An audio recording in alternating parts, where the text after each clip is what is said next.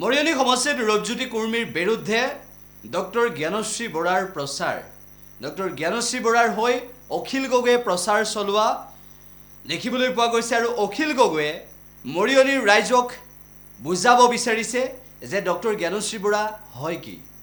উল্লেখ্য যে মৰিয়নিৰ ৰাইজে এইবাৰ এগৰাকী শিক্ষিত প্ৰাৰ্থীক পাব, এগৰাকী উপযুক্ত প্ৰাৰ্থীক পাব আৰু যিগৰাকী প্ৰাৰ্থীৰ জৰিয়তে মৰিয়নিৰ সমস্যা সমাধান কৰাৰ ক্ষেত্ৰত এটা গুৰুত্বপূৰ্ণ ভূমিকা পালন কৰিব ডক্টৰ জ্ঞানশ্ৰী বৰাই, সেই কথা ৰাইজক অৱগত কৰাইছে অখিল গগৈয়ে। গতিকে এই কণ্ঠক কোনোবাই হেঁচা মাৰি ধৰি কিবা এটা কৰাব পাৰিম বুলি এইটো নোৱাৰিব। এই মেছেজটো আপোনালোকে পঠিয়ালে হ'ল। এতিয়া কথাটো হ'ল, আজি মৰিয়নি বিধানসভা সমষ্টিত এটা পৰিয়ালক আমি ৩৫ বছৰ শাসন দিলোঁ। ১৫ বছৰ মাকে, ২০ বছৰ পুতেকে। ১৫ বছৰ আৰু ২০ বছৰ ৩৫ বছৰ শাসন দিয়াৰ পাছত মই ৫ বছৰ MLA হৈছিলোঁ শিৱসাগৰ। কি স্পেচিয়েল প্ৰজেক্ট দিলোঁ? ৰংঘৰ প্ৰকল্প ১৪২ কোটি টকা, শিৱসাগৰ ডিষ্ট্ৰিক্ট ষ্টেডিয়াম ৫০ কোটি টকা, শিৱসাগৰ টাউনৰ পানী যোগান প্ৰকল্প আৰ্বান ৱাটাৰ ছাপ্লাই স্কিম ৭০ কোটি টকা, টাই মিউজিয়াম,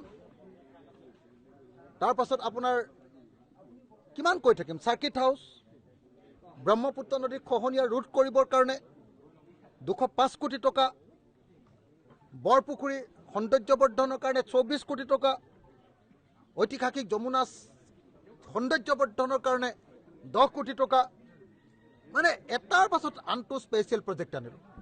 মোক আপোনালোকে ইয়াৰ সাংবাদিক হিচাপে কওকচোন যে যোৱা ৪০ বছৰত ৩৫ বছৰত যোৱা ৩৫ বছৰত এই কুৰ্মী পৰিয়ালটোৱে আমাৰ মৰিয়নিৰ কাৰণে এটা অনা স্পেচিয়েল প্ৰজেক্টৰ নাম কম। চেণ্ট্ৰেল গভৰ্ণমেণ্টৰ পৰা পানী যোগান প্ৰকল্প দুটা আহিছিল, এটা মৰিয়নিত আৰু এটা আমাৰ চেলেঙত। দুইটাৰ পইচা খাই এক টোপাল পানী দিব নোৱাৰিলে। মই শিৱসাগৰৰ ৮৮% মানুহক গাঁৱত জেজেমৰ জৰিয়তে পানী যোগান ধৰিলোঁ। টাউনৰ মানুহক পানী দিবৰ কাৰণে ৭০ কোটি টকাৰ প্ৰকল্প আনিলোঁ। অকল তুলনি বিয়া খাইতো MLA হ'ব নোৱাৰি। এজন MLAৰ প্ৰধান কামটো হ'ল আইন ৰচনা কৰা। সদায় চৰকাৰী পক্ষত থাকে। এখন চাহ শ্ৰমিকৰ মুক্তিৰ কাৰণে, চাহ শ্ৰমিকৰ ভাল হ'বৰ কাৰণে কিবা এখন আইন আনিব পাৰিলে নেকি? তেওঁ চাহ শ্ৰমিক বুলি যে কৈ থাকে, আমিতো তেওঁক চাহ শ্ৰমিক কৰা কেতিয়াও দেখা নাই। তেওঁকতো আমি মদৰ দোকানহে দিয়া দেখিছোঁ। মদৰ দোকানৰহে মালিক ৰূপজ্যোতি কুৰ্মী। তেওঁতো চাহ শ্ৰমিকৰ ঘৰৰ মানুহ নহয়, MLAৰ হে পুত্ৰ। গতিকে একদম স্পষ্ট ভাষাত আমি ক'বলৈ আহিছোঁ যে যি আইন ৰচনা কৰিব নোৱাৰে, যি বিধান ৰচনা কৰিব নোৱাৰে, যি সংবিধান পঢ়িব নাজানে, সেই মানুহক MLA পাতি থাকি কি লাভ হ'ব? অকল শ্ৰাদ্ধ খাবৰ কাৰণেতো আৰু MLA পতা নাযায়। শ্ৰাদ্ধত এক টোপোলা আপেল লৈ যাবৰ কাৰণেতো আৰু কাকো MLA পতা নহয়। অকল MLAজনৰ কাম তিনিটা: এক, বিধান ৰচনা কৰা, সমগ্ৰ ৰাজ্যবাসী সমগ্ৰ মানুহৰ কাৰণে মাত মতা; দুই, সমষ্টিৰ উন্নয়নৰ কাৰণে প্ৰজেক্ট অনা; তিনি, সমস্তবাসীৰ বিপদৰ সময়ত থকা। আজি সমষ্টিবাসীৰ বিপদৰ সময়ত ৰূপজ্যোতি কুৰ্মীয়ে কেতিয়াবা মানুহৰ লগত আছেনে? কেতিয়াবা মোক কওকচোন।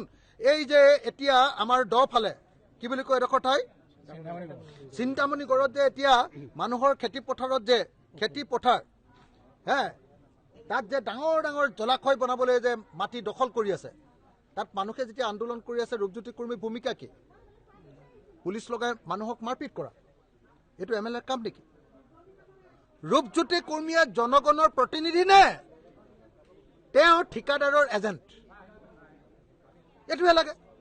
গতিকে মই আপোনালোকক স্পষ্টকৈ ক'ব খুজিছোঁ যে এইবাৰ ৰূপজ্যোতি কুৰ্মীক আমি এই কুৰ্মী পৰিয়ালক এইবাৰ মৰিয়নিৰ পৰা বিদায় দিব লাগে। আমি অসমৰ ভিতৰতে আটাইতকৈ চোকা ছোৱালী এজনী, আটাইতকৈ অগ্ৰণী মহিলা এগৰাকী জ্ঞানশ্ৰী, যি কা আন্দোলনৰ এটা মডেল আছিলে, ৰোল মডেল আছিলে, যি জ্ঞানশ্ৰী বৰাই জাতীয়তাবাদ কৰিবৰ কাৰণে নিজৰ কলেজৰ চাকৰি ত্যাগ কৰিছে, সেই জ্ঞানশ্ৰীক আনিছোঁ, আমাৰ ঘৰটো দি দিছোঁ, এই ঘৰতে থাকিব, ইয়াতে থাকি মৰিয়নি সমষ্টিত কাম কৰিব। ৰূপজ্যোতি কুৰ্মীয়ে যোৰহাটত থাকে, যোৰহাটত ঘৰ ৰূপজ্যোতি কুৰ্মী টাউনত, কিন্তু যোৰহাটত থাকি কোনোদিন সমষ্টিতটো কোনোদিন নাথাকে। ইয়াততো ক'তো ঘৰ নাই তেওঁ। গুৱাহাটীতে অনবৰতে মলহা মাৰি ফুৰে। কিন্তু জ্ঞানশ্ৰী বৰাই ইয়াতে থাকে, এই লুকুৰাখন গাঁৱত থাকে, এই হাঁহচূড়াত থাকে, এই টিয়কত থাকে, এই মৰিয়নিত থাকে, গোটেই সমষ্টিৰ কাম কৰিব।